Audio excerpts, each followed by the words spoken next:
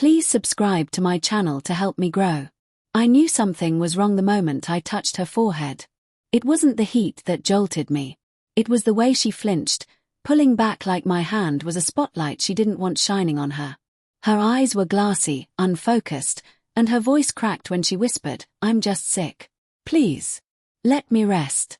But it was the smell on her clothes that froze me. A faint mix of cologne and cigarette smoke. Not mine. I tried to tell myself I was imagining it. That stress was twisting my senses. That love made people paranoid sometimes. But the doubt settled in my chest like a cold stone, heavy and impossible to ignore.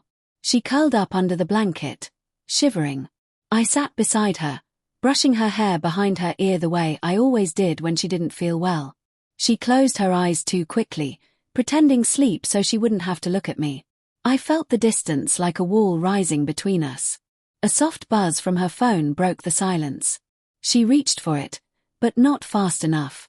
I saw the name on the screen. A woman. One I didn't recognize. I didn't touch the phone. I didn't accuse her. I didn't breathe. Later that night, when she finally drifted into a genuine sleep, the phone buzzed again. Same name. Same persistence. My pulse kicked hard against my ribs. I answered. A shaky voice whispered, "Is she home? Did she tell you?" Before I could respond, the caller sucked in a breath, words tumbling out, rushed and cracked with emotion. "Please. I need to talk to you. It's about the test results." My stomach tightened. Test results? What test? My wife hadn't mentioned any tests. The caller gave me an address. A small clinic across town. And she begged me to come in the morning, alone. I lay awake until dawn, listening to my wife breathe softly beside me. Every inhale felt like a question. Every exhale felt like a lie slipping into the air. At the clinic, a woman with tired eyes and clenched hands was waiting for me. She looked like she hadn't slept in days. Her gaze swept over me with recognition and dread. "You're her husband. I'm his wife." I didn't need her to explain who he was. My heart filled in the missing pieces before she spoke. She pulled out a folder. The paper inside trembled between her fingers. "My husband and your wife went in for testing together. I found the messages on his phone." She swallowed hard. "They weren't sick. Not the way they told us." I felt the floor tilt. Wind roared in my ears. A wave of nausea surged up my throat. The woman lowered her voice. "They were tested for something they were afraid they might have passed to us." She didn't have to say the word. Betrayal had a scent, a weight, a color. I could feel it seeping into my skin. When I returned home, my wife was sitting at the edge of the bed, her hands clasped tightly, knuckles white.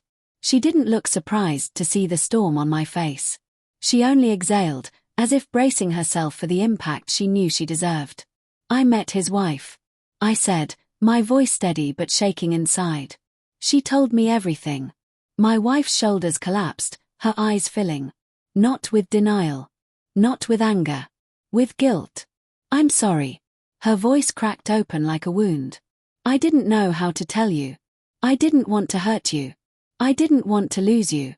The truth was a blade, but her trembling confession cut deeper.